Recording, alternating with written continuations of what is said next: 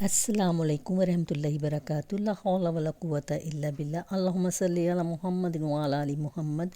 نماز کی فرضیت کے وقت رکعات کی تعداد کیا تھی؟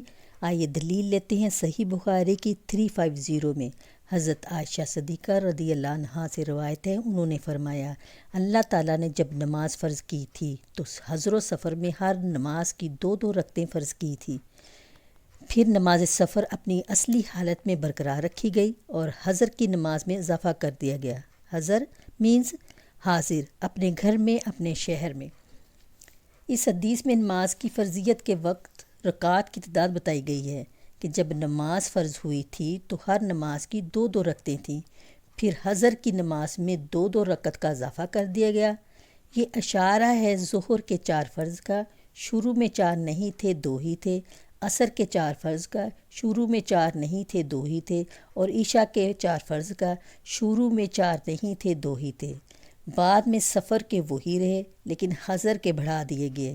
ایک اور طریقہ بھی تو ہو سکتا تھا نا، بھلا کیا کہ پہلے سب کو 4 کر دیا جاتا حضر و سفر کے، بعد میں سفر کو کم کر دیا جاتا، یعنی اس کا اپوزٹ کیا جاتا۔ یہ کیوں نہیں کیا گیا؟ قصر نماز کی اہمیت کے لیے۔ تو کیا پتہ چلا کہ سفر کے دوران پوری نماز پڑھنے کی نسبت تھوڑی نماز پڑھنا یہ زیادہ سنت طریقہ ہے۔ عقلوں میں یہ بات نہیں بیٹھتی، یہ رخصت پر نہیں ہے، یہ اللہ کی طرف سے ایک گفٹ ہے۔ بعض لوگ یہ سوچ کر کہ سفر میں تو ہیں، ٹائم بہت ہے، حج عمرے کے لیے آئے ہیں تو پوری نمازیں پڑھیں گے۔ نہیں، جب اللہ کا گفٹ ہے تو اس کو پورا کرنا ہے۔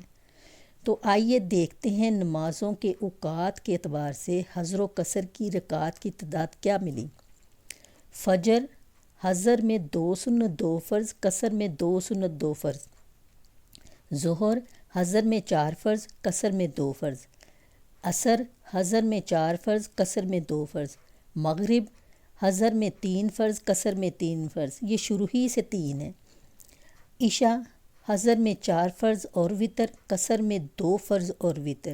وتر آپ اپنی مرضی سے پڑھ سکتے ہیں، 1 بھی پڑھ سکتے ہیں اور 3 بھی پڑھ سکتے ہیں۔ سبحانک اللہم و بحمدک اشہد ان لا الہ الا انت استغفرک و اتوب الیک۔